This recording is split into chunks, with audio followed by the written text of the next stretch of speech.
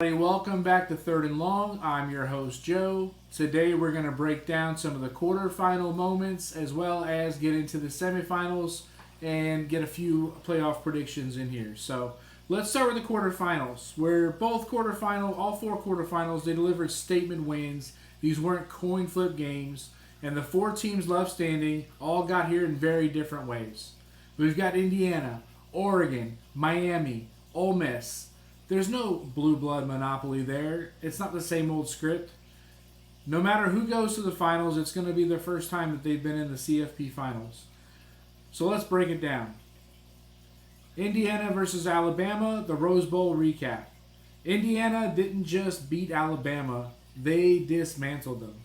It was a 38-3 bludgeoning game that was over in the trenches long before the scoreboard ever made it official and put Alabama out of their misery.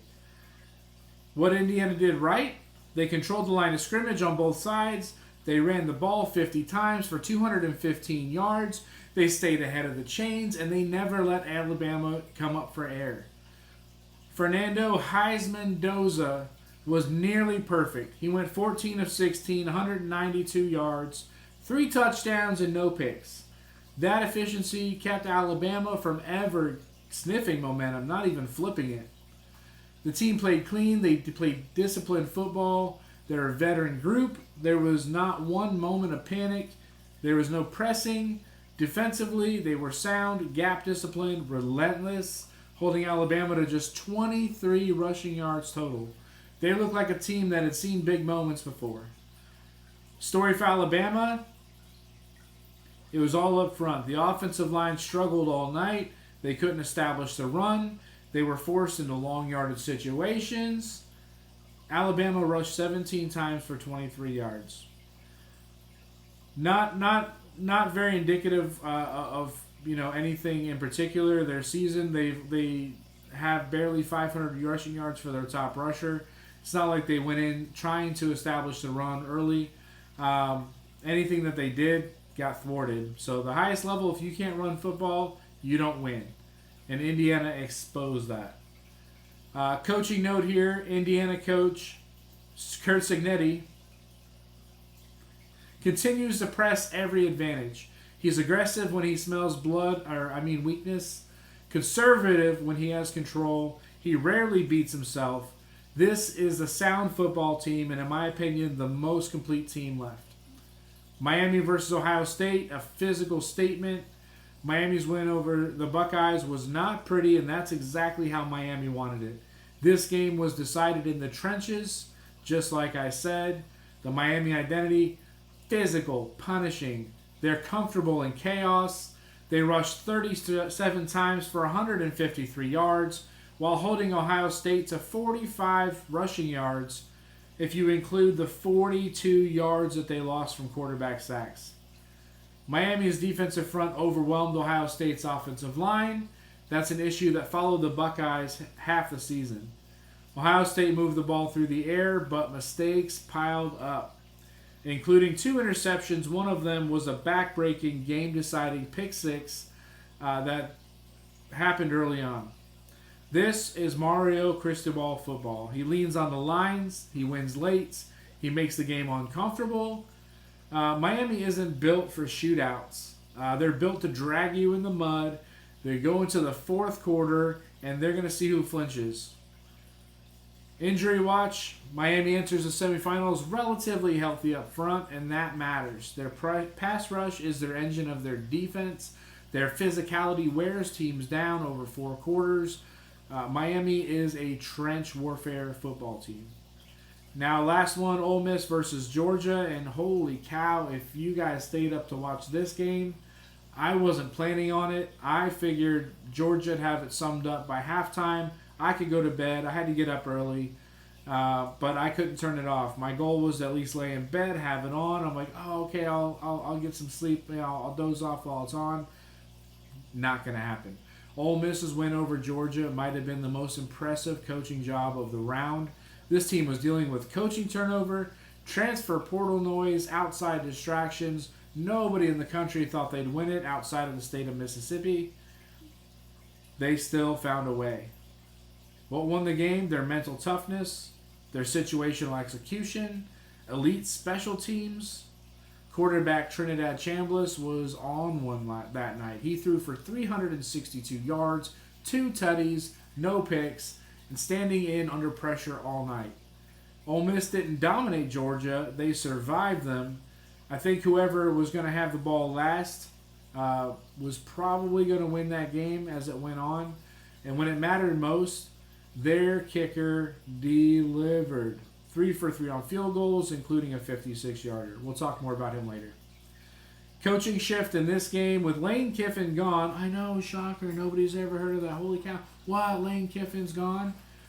Pete Golding deserves massive credit. He stabilized their locker room. He simplified the game plan. He let the leadership emerge naturally in Trinidad Chambliss. This team isn't flashy, but they're resilient. Ole Miss had dealt with some minor offensive bumps, including Kewan Lacey getting knocked around, their leading running back. I was really hoping he was going to stay in the game all night. He was definitely nursing his shoulder. But he stayed in, and it looks like he's going to be able to go this week. So that's great news for Ole Miss. Oregon, Texas Tech.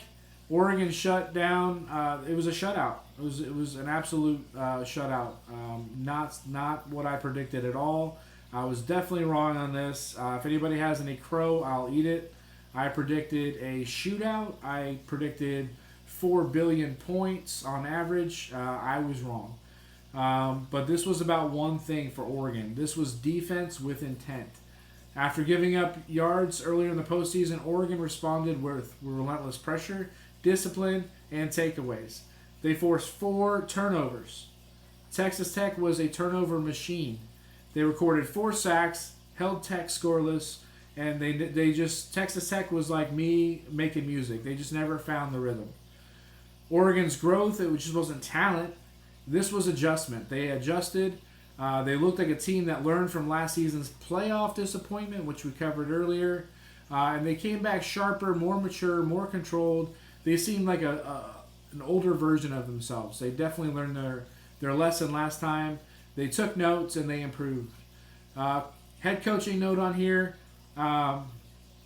You've all heard of Naughty by Nature. Well, anybody over 20. Dan Lanning is starting his own band. It's called Aggressive by Nature. He's featuring his first album, Go For It on 4th Down. He trusts his defense to clean up mistakes. He challenges his team publicly, and they respond. They love Lanning in Eugene. They'll run through several brick walls for him, and they have. The risk with Oregon is their tempo, decision making. I mean, they went for tempo here on a few drives. They looked like old school Oregon. I loved it.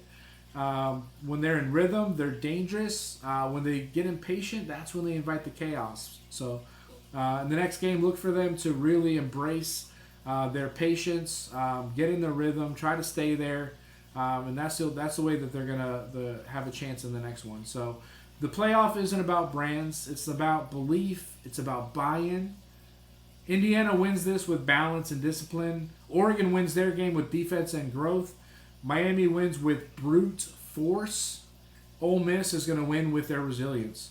And every one of these teams has leaned heavily on the transfer portal, their veteran leadership, and a clear coaching identity. I don't think there's 2 coaches in this playoff that coach the same way. We're still figuring out Pete Golding. We're still he's just stepping into this head coaching role, which is a lot for him to take in. This isn't the same 4 teams as last year. I love it. That's what's good for the sport. There's parity this year. Let's do a brief matchup of this week's games. Indiana versus Oregon.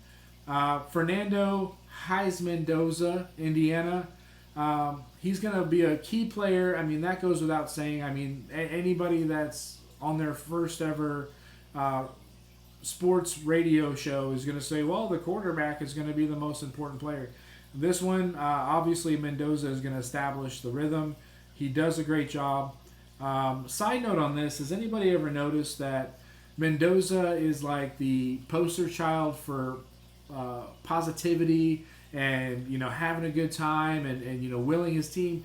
And Kurt Cignetti is I don't think he's smiled a day in his life. I think I saw him crack a smile briefly I think ESPN is buffering that out. I don't think they're allowed to show that. But like they're the odd couple. So I love it. I want to see a TV show about them. I want to see 2 spin-offs.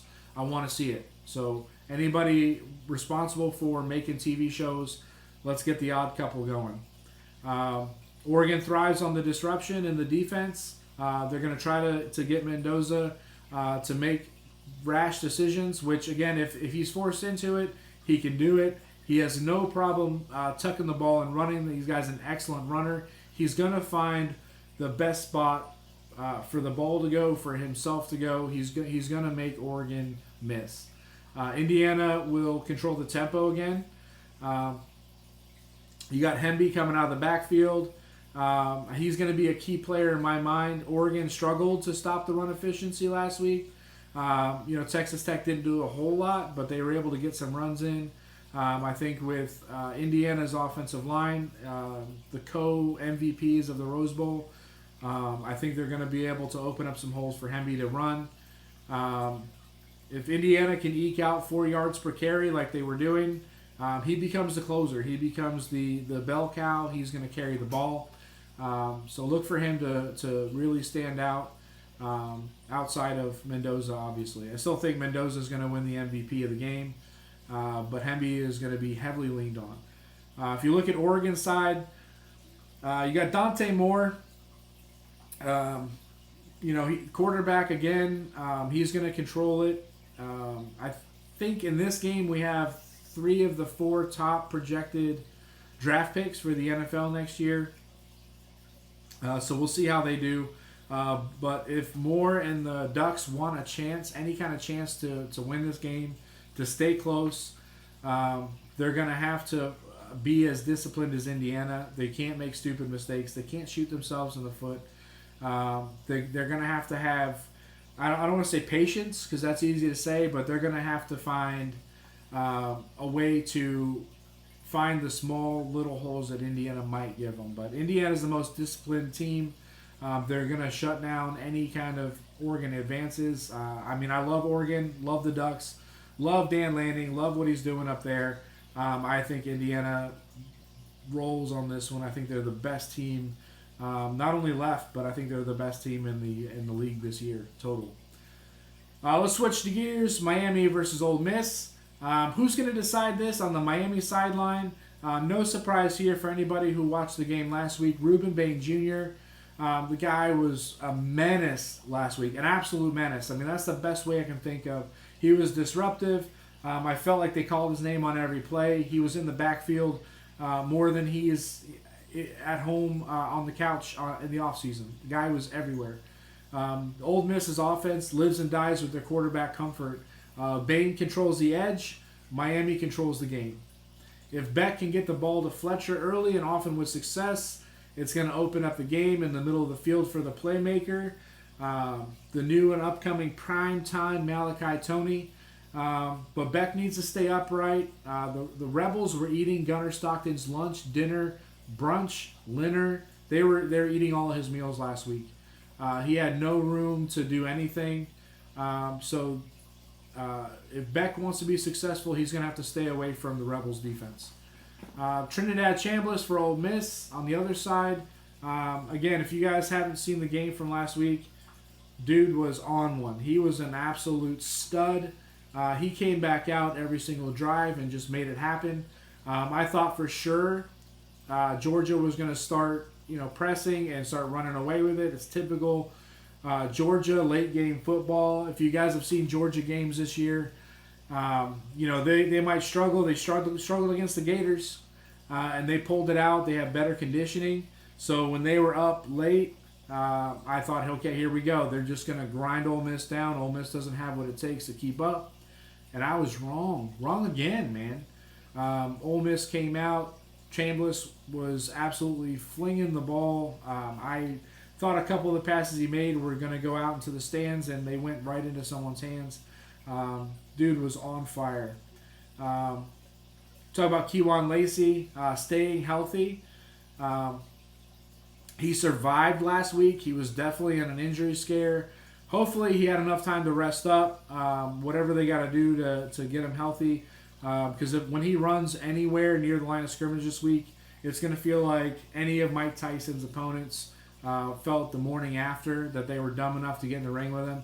Miami's defensive line is absolute bullies. Again, I posted that last week. Their defensive line are going to steal his lunch money. They're going to punch him in the nose. Just to reuse some terms I used last week, it was all true. I was definitely right about that.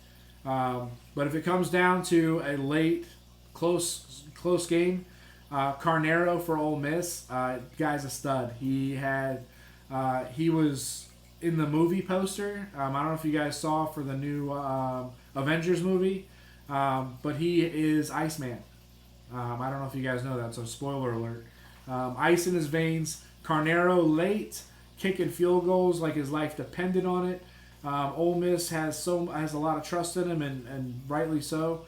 But they're not going to need just the next man up to win this game. They're going to need every man up. So last week showed us who all these teams are. This week is going to show us whether those traits still track, whether they still travel, and these are where the games get decided. So I would say with Indiana, Oregon, if this game was in Eugene, Oregon, Autzen Stadium, definitely one of my bucket list stadiums. I would love to go out there, especially for Oregon, Washington. If this game was in Oregon, I'd give, I don't want to say an edge, but I'd give them a few more points, maybe. But I think Indiana still finds a way to do it in Autzen. But this is a neutral stadium. I believe this one's in the Peach Bowl. The spread is 3.5. The over/under is 46.5. I'm taking the under. I don't think it goes over 46 points. And I'm taking Indiana by 1 million. Next game, Miami, Ole Miss. Miami has the edge in this game, a 3.5 point favorite. Over/under 51.5. Again, neutral stadium. Even at one of these stadiums, I'm not giving them the edge. I'm taking the over. I think it's definitely going to score over 51.5 points if it comes down to a slugfest. But I'm not taking the spread. My brain tells me to take Miami. It tells me that they're going to do enough to win. But my gut was watching the Ole Miss scrap their way to a win last week. Give me Ole Miss by a last-second field goal. That's my picks. That's my recaps. Again, my name is Joe. I love doing this for you. If you like the content, if you like watching, subscribe, like the video. Let me know in the comments what you like, what you didn't like, what I left out, anything you'd like to see in the future. Obviously, I should have just one more video with a recap from this week's games and then more predictions for the finals. And then after that, I'll be doing some off-season videos. We're going to be covering recruiting, portal, coaching moves. And then, I got some mini-series planned where I'm going to break down some different things in college football. So thank you very much. Appreciate it. Y'all have a great day. Hope you enjoy the game. Hope you watch the videos. Go back, watch my other ones if you didn't, and see how close I was on the predictions or how far away. Leave me some comments. Thanks. See you next time.